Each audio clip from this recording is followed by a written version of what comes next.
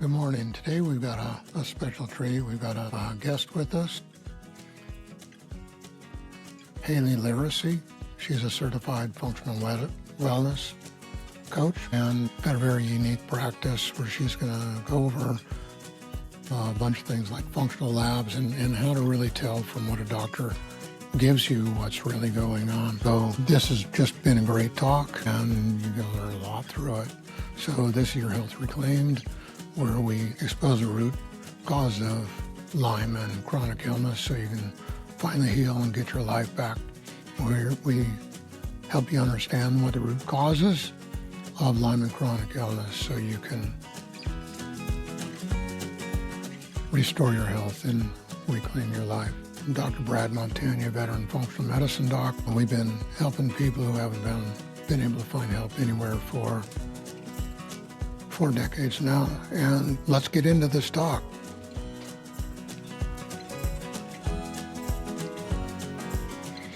Good morning. Today we have a special guest with us, Hali Laricey, and this has already been a good conversation. I just didn't want to miss any more of it. So let's just jump in. I just asked Hali, how'd you get into this? So why don't you give us a background on what you do and how you got into this? Sure. It's great to be here, Dr. Brad, and to talk to you and your guests. Let's see. So when I started all of this, probably, I was telling Dr. Brad, probably at birth, because I was born asking why. Why do things happen, and why do people do what they do, and why is this the outcome, and things like that. And fast forward many, many decades, in about 2017, I opened up a storefront to support a particular lifestyle of eating. And over the course of time, I noticed something that happened all too often. People would lose weight with this eating lifestyle, and they would work with me because I was a coach for that also. And within 6 months to a year, they came back through the door, having gained what they lost, and then some.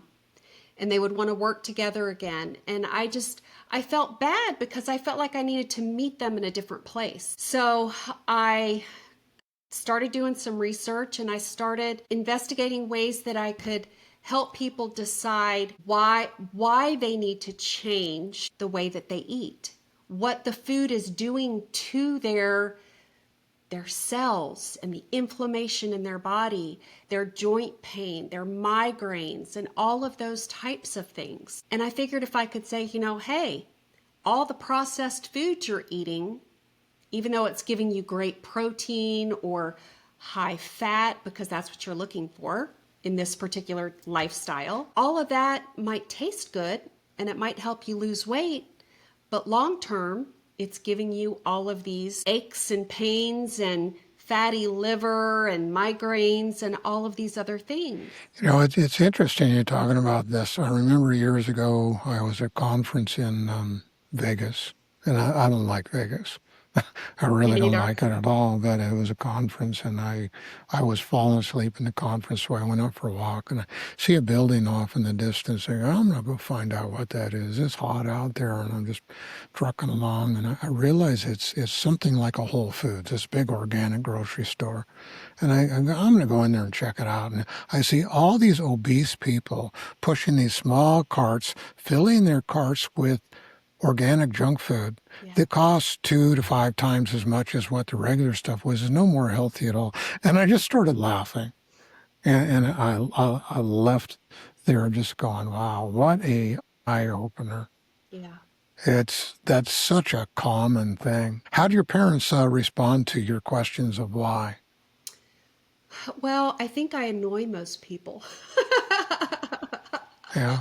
My mind works the same way, and something that you realize is people ask why they're intelligent, and they oftentimes have a process, a mechanical processing, where they're trying to figure out what cause and effect, what's the nuts and bolts to put all this together.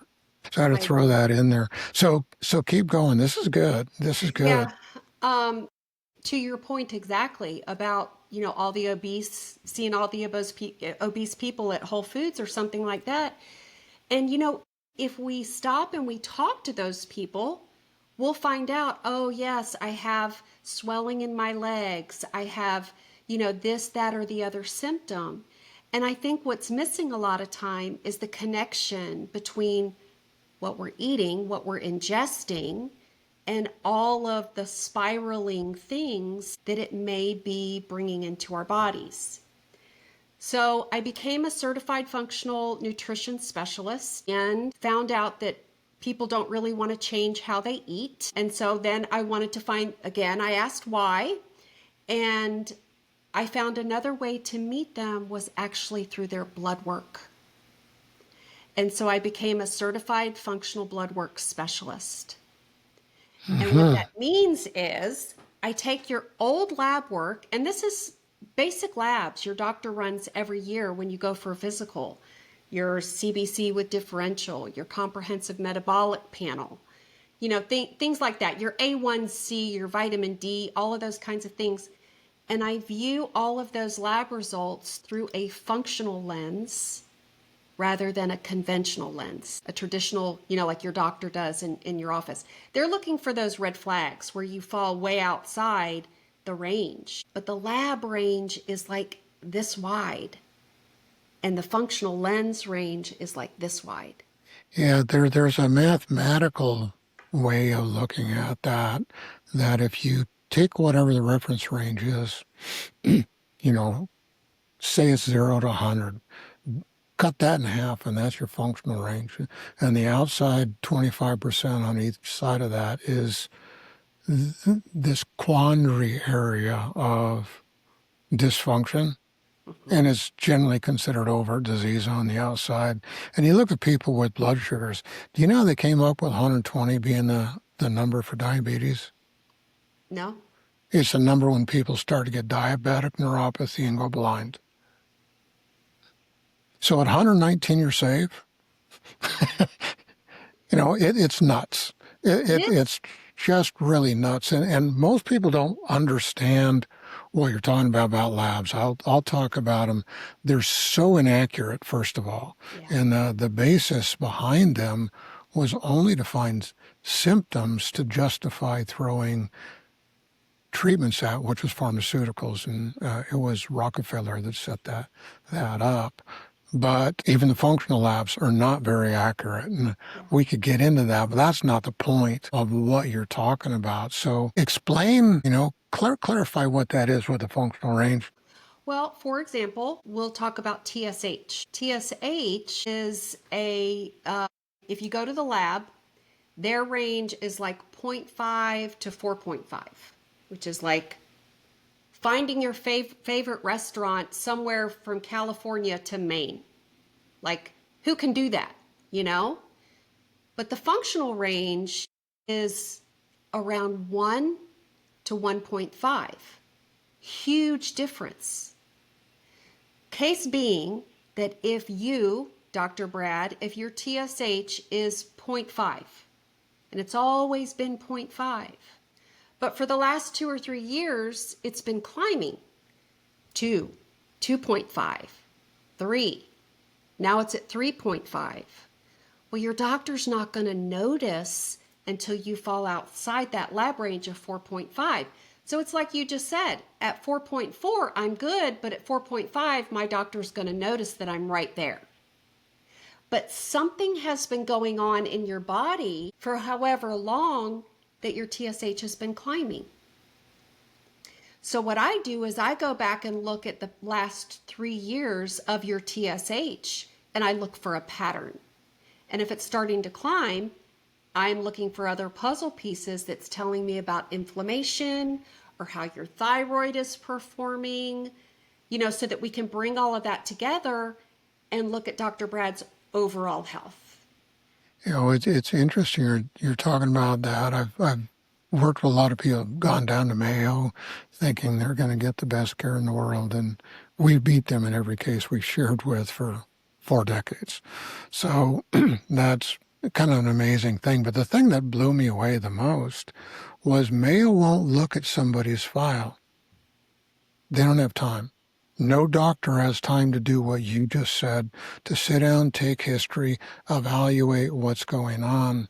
They order new tests so somebody can tell them what's going on, so they can look with a flick of an eye at any flags rather than evaluate these patterns that show you the keys.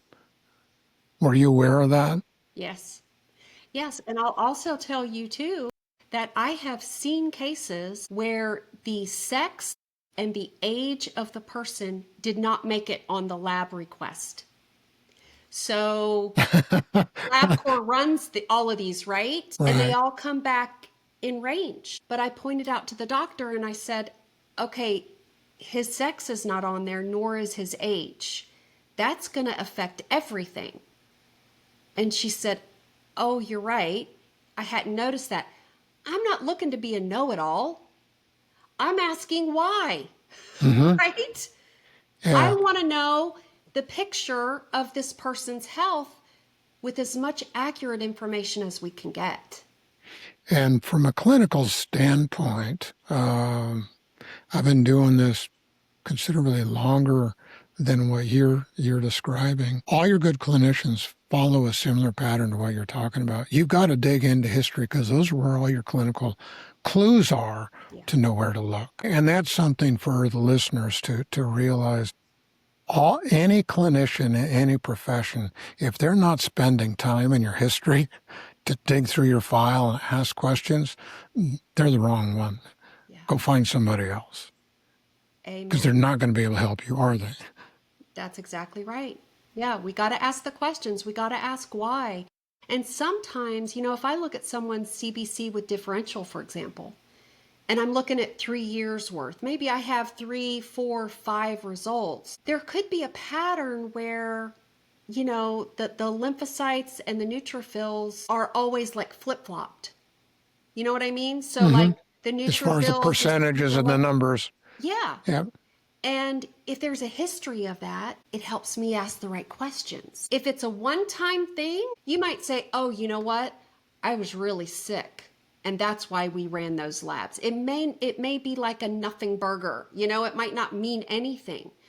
But until you go back and you look at all of the history that's available, you can't identify what these patterns are. There is so much autoimmune that is either undiagnosed, misdiagnosed, or whatever because the details aren't looked Do you know what the simple process of autoimmune reaction is? Because it's all the same. It does not matter what name it is before autoimmune. It's all exactly the same. It's identical. Do you know what that is? I want to know. It's all because of the body being unable to process toxins. We've got 4 detox organs. Everybody only talks about one, but there's 4. Do you know what they are? Well, I know the skin, I know the kidneys, and I know the liver. No? No. No, the skin and the kidneys are elimination organs. They're not detox organs. They're elimination organs. The ones that actually do the chemical detox is the small intestinal wall, the colon wall, the microbiota that lives inside of the gut. That's where 3/4 of it is. And all that dumps into the liver. Outside of that, there's no cell, organ, or tissue that can detox, not even the immune system. It's got to be brought back into that short loop to be able to detox. Your primary elimination organs are your colon and your kidney and bladder issues. Secondary elimination is lungs and skin. There's where all your skin and respiratory problems come from. And women in menses, her uterus will dump toxins during menses. And that's part of the reason why cycles are so bad. But all autoimmune issues is because the body's too toxic, not processing, not excreting. The toxins go systemic, and the immune cells, all they can do is try and attack it. Wherever they deposit, they attack it. So one tissue and it's Hashimoto's, another tissue is Alzheimer's, another tissue it's psoriatic. It's exactly the same process.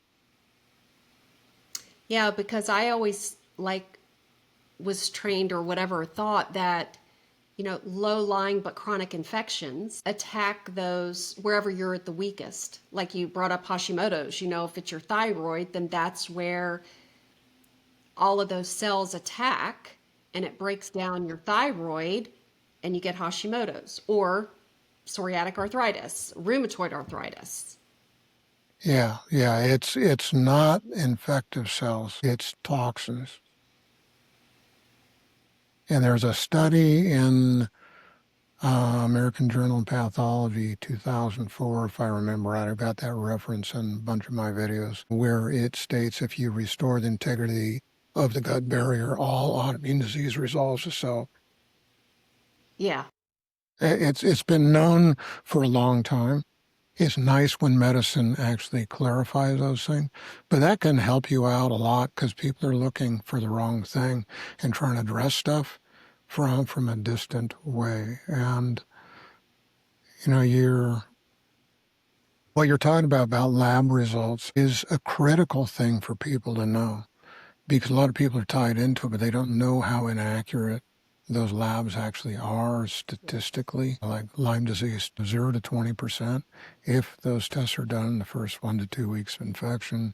Food intolerance testing, 2 to 3% max. You look at all the things, it's amazing what's not written into the physiology books and the textbooks. Yeah. It's absolutely amazing. You got to go outside of the camp to learn all these things, and it's only people who have that curious why will look, and they've got to spend the time for their own curiosity. They're literally the only ones that have enough invested to be able to help anybody. Yeah. I agree.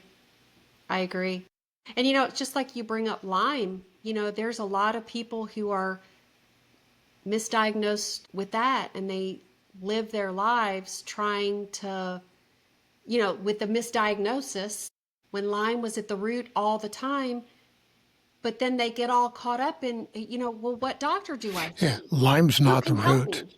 Yeah, Lyme's not the root. All infections are opportunistic and they can only grow if the immune system's beat up. Mm-hmm. And it's what beat the immune system up in the first place. And everybody's looking in the wrong place. It's absolutely in the... And I love the microbiome too. Yeah, it's phenomenally huge once you understand how simple and basic all those things are. And it's because of all the misinformation out there, it keeps everybody's attention on the wrong things. The attention is on the symptoms, not the root cause. And you've got to somewhat put shields like they put on horses that are drawing carts and stuff so they don't get distracted by all these other things. And you can hone in on what those root causes are. Yeah. Yeah, but the gut's a big deal. And you see in Facebook groups and stuff like that where it's just like you said, people are focused on their symptoms or, how do I boost my vitamin D? How do I do this, this one thing? My vitamin B12 is low. Well, we kind of need to back it up and say why. Mm-hmm. Why is your vitamin D low? Do you have cellular inflammation so nothing can get in the cell and the toxins can't get out of the cell? If your self-cleaning mechanisms are not working well, it's going to lead to these other symptoms. And if you're just feeding yourself B12 because your B12 is low, that's not going to guarantee a good outcome. So can you tell us why B12? Well, it kind of depends whether it's MTHFR. Do you run into a lot of that? With epigenetics, it doesn't last long with us. And as soon as you support the right nutritional pathways and rebuilding the detox system and all that, people make their own. So all the genetic testing, people don't understand the issue of epigenetics. Mm-hmm. And it's a lifestyle that determines how those genes will express themselves. And each one has 30,000 different potential ways to do that. So generally, when you look at B12 issues, it relates ultimately back to diet. Can you tell everybody how that works? Well, for me, I'm generally looking at the CBC with differential with the with the red blood cell markers. Okay. And if they're higher than the range, that tells me that there's a B vitamin methylation issue.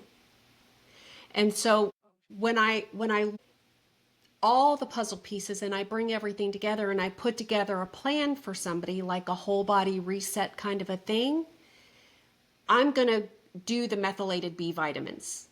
And that can either be a B vitamin, a B vitamin methylation product or a detox product that has all of the B vitamins in there too, that's also supporting the methylation pathways.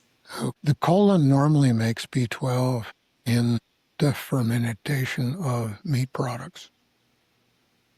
So there's where your root deficiencies actually start. And you got to go back and look at diet like what you used Yeah. to assess that and see, are they doing balanced proteins, whatever. Vegetarians are most likely the ones here you're going to need to supplement B12 Mm-hmm. for a longer period of time. Your omnivores, once you fix things, it comes back. And you don't have to do it very long. Yeah. The vegetarians, because they're not eating any meat products. Yeah, that's very interesting. I didn't think about the B12 in the colon. Yeah, and that's one of the things with functional medicine. I've been studying physiology for 40 years, and there's not many that do that. Most, once they get their doctorate, that they throw that book away. It's still on my shelf. Oh, It doesn't collect dust because I got to use dig it. through it, but the real pearls aren't found in it because it's all compartmentalized. And we need systemic flows of physiology to make things make sense. Yeah. So, it's just a huge thing that what you are talking about right here for people to understand is this different way of looking at the same information Yeah. to really extract pearls out of it that are vital clues as Yeah. to what's going on, and then how to monitor and manage those things to work with people. So tell people how they can get a hold of you if they're looking to work with you. Sure. I have a list of labs that I put together for people to print out and take with them to their doctor appointment and or to have by their side when they're looking in their portal, and they're like, "Hey, I just had labs done for the last couple of years," and they can see if they have those lab results that are going to give them a complete picture. Mm-hmm. Because I'm sure you see this all the time too. A lot of doctors don't run the CBC with differential. They only run a CBC, no differential. And without the differential piece, you're missing the performance of your immune system. Mm-hmm. So I want to help educate your listeners. This is the list that we need to make sure that we're talking to our doctor about. I want to empower your listeners to have those conversations with their doctors. Okay, where do they find that list? They go to my website, which is halilaricey.com, HALILARICEY.com/labs. And you can Perfect. just go in there and put your information in there. It'll show up in your email. You can print it out. And if your doctor says, "Hey, your lab work looks normal, everything's great," and you don't feel good, I want to hear from you. All right, I'll put that link in the show notes so people can find that. Awesome. So we're a bit over time. I'm gonna end this one. Thanks for joining us today. This was really, really Thank you, good. Dr. Brad. It's great to be And here.